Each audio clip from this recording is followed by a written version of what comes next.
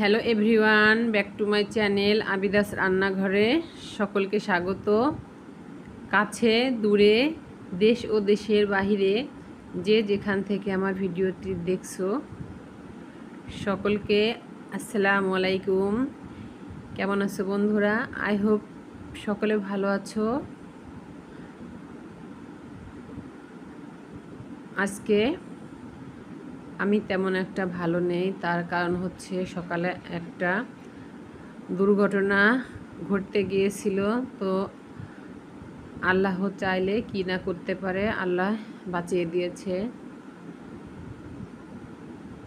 তো আজকে কোনো ভিডিও বানিয়েছিলাম না।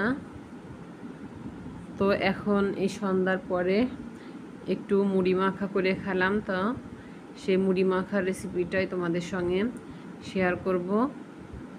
তো চলো বন্ধুরা, কি দুর্ঘটনা ঘটতে গিয়েছিল তোমাদের সঙ্গে শেয়ার করি। আজকে সকালে যখন নাস্তা বানালাম, সকালে নাস্তা বানিয়েছি, তারপরে হচ্ছে রান্না করতে গিয়েছিলাম। তো রান্নাটা যখন ভাত তরকারি যখন রান্না হয়ে গিয়েছে কমপ্লিট, তো রান্নার পরে তো প্রতিদিনকের মতো গ্যাসের চুলাটা মুছে পরিষ্কার করে রাখি, কারণ পরে মুছতে গেলে কিন্তু অনেক ময়লা পড়ে যখন থাকে তখন ময়লাগুলো আটকে থাকে, তেল ময়লা। এই কারণে রান্নার পরে প্রতিদিনই হচ্ছে গ্যাসের চুলাটা পানি ভিজিয়ে মুছে পরিষ্কার করে রেখে দেই, যাতে পরবর্তীতে রান্না করতে গেলে ঝামেলা না হয়, নোংরা না হয়। মানে নোংরা জায়গা রান্না করতে গেলে কিন্তু খুবই খারাপ লাগে। তো সেই কারণে গ্যাসের চুলাটা যখন পরিষ্কার করতে গিয়েছি, ন্যাকড়া ভিজিয়ে যখন মুছতে গিয়েছিলাম, তো হঠাৎ করে তখনই গ্যাসের যে পাইপটা থাকে, একটা মুখ থাকে সিলিন্ডারের সঙ্গে লাগানো, আর একটা মুখ থাকে হচ্ছে গ্যাসের চুলার সাথে পিছনের সাইডে লাগানো থাকে। তো যখনই মুছতে গিয়েছি, একটু ধাক্কা দিয়ে সরিয়েছি, তখনই দেখি যে গ্যাসটা মানে গ্যাস বেরোচ্ছে, মানে ওই পাইপটা একদম খুলে আলাদা হয়ে গেছে চুলা থেকে। তো কিভাবে যে আলাদা হলো সেটা বুঝলাম না, ইঁদুরে কেটেছে নাকি ওখান থেকে ভেঙে গিয়েছে বুঝি নাই। তো হঠাৎ করে দাও দাও দাও দাও করে একদম শব্দ, শো শো করে শব্দ হচ্ছে। তো তখন আমি ভাবতেছি এখন তো গ্যাস বন্ধ, তো শব্দ হচ্ছে কিসে, শো শো শো শো করে। তো তখন আমি আর কি চুলার নিচ দিয়ে তাকাইলাম যে গ্যাস কি আবার বন্ধ হয়নি নাকি অন রয়েছে। তো দেখলাম তো গ্যাসটা বন্ধ হয়ে রয়েছে, অফই সুইচটা। তো আমি টপ করে তখন মাথায় বুদ্ধি এসেছে যে গ্যাসের যে রেগুলেটর সিলিন্ডারের ওটা বন্ধ করে দেই। তো ওটা বন্ধ করে দেওয়ার পরেই ওই শো শো যে শব্দটা সেটা কিন্তু বন্ধ হয়ে গেছে আর নেই। তো তখন কিন্তু আমার গায়ের পশম একদম দাঁড়িয়ে গিয়েছিল ভয়তে, যে আল্লাহ না করুক এখন গ্যাসের চুলাটা বন্ধ ছিল, যদি হয়তো চুলাটা অন করা থাকতো, রান্না অবস্থায় এই পাইপটা যদি খুলে যেত, তাহলে কি সর্বনাশ আর কি দুর্ঘটনা ঘটতে পারতো,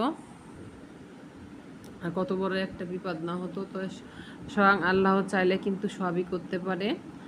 তো বিপদ দেয় আল্লাহ, আবার বিপদ থেকে উদ্ধারও করে কিন্তু আল্লাহ। তো সেরকমই আল্লাহ কিন্তু সবসময় আমাদের সঙ্গে থাকেন। তো আল্লাহ আজকে আমাকে আজকে বাঁচিয়ে দিয়েছে। যদি আজকে শুধু রান্না অবস্থা ওই পাইপটা এভাবে খুলে যেত, তাহলে কিন্তু অনেক বড় দুর্ঘটনা ঘটতে যেতে পারত। তো কিভাবে এই গ্যাসের পাইপটা খুলে গিয়েছে বুঝতে পারলাম না, ইঁদুরেই কেটেছে কিনা তাও জানি না। তো এই অবস্থা। তো সারাদিনে কিন্তু আর রান্না বান্নাও হয়নি, যেহেতু গ্যাসের পাইপটা খোলা আর ওটা লাগানো হয়নি, মিকার এনে তারপরে হচ্ছে লাগাইতে হবে। তো সেভাবেই রয়েছে। এই তো সন্ধ্যার পরে মুড়ি মাখাইলাম।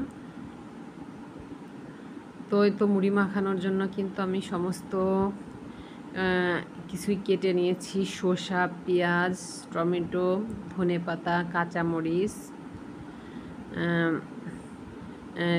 এগুলো কেটে নিয়েছিলাম। তো এখন কিন্তু আমি এই তো মুড়ি, তারপরে হচ্ছে চানাচুর, ধনেপাতা, পেঁয়াজ, টমেটো, শসা, তারপরে হচ্ছে সরিষার তেল, সব কিছু মুড়ির ভিতরে একসঙ্গে দিয়ে নিয়েছি। এখন হাত দিয়ে ভালোভাবে মুড়িটা মেখে নেব।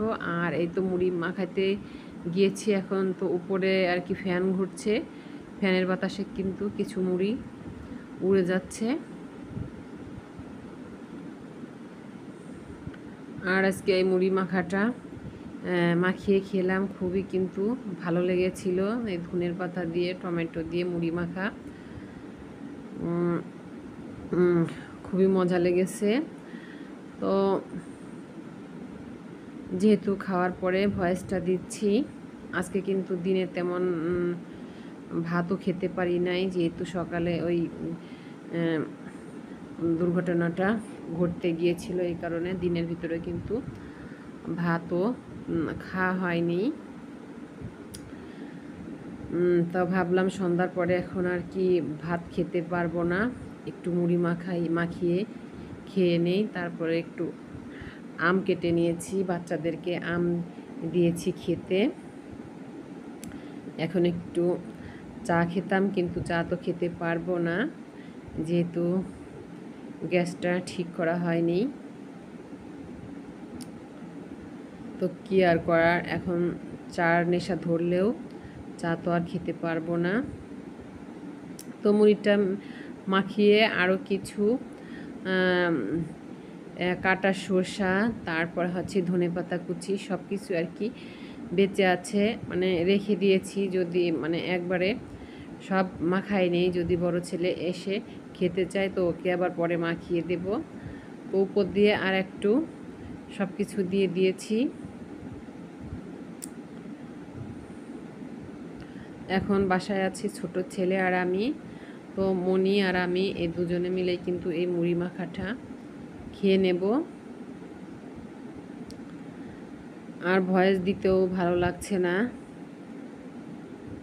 চেয়েছিলাম না যে আজকে ভিডিও দেব, কিন্তু তারপরে ভাবলাম যে মুড়ি মাখাচ্ছি তো একটু ভিডিও করে আমার প্রিয় আপুদের সঙ্গে, আপু ভাইয়াদের সঙ্গে বা বন্ধুদের সঙ্গে একটু শেয়ার করি। তো কি আর তাই করলাম।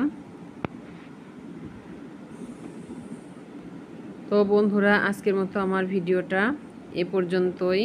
এখনই তো ছেলেকে উঠিয়ে দিচ্ছি অন্য একটা বাটিতে, ছোট ছেলে আর আমি খাবো। তো সবাই ভালো থেকো বন্ধুরা, সুস্থ থেকো। আজকের মতো নিচ্ছি বিদায়, দেখা হবে নেক্সট ভিডিওতে। আল্লাহ হাফেজ।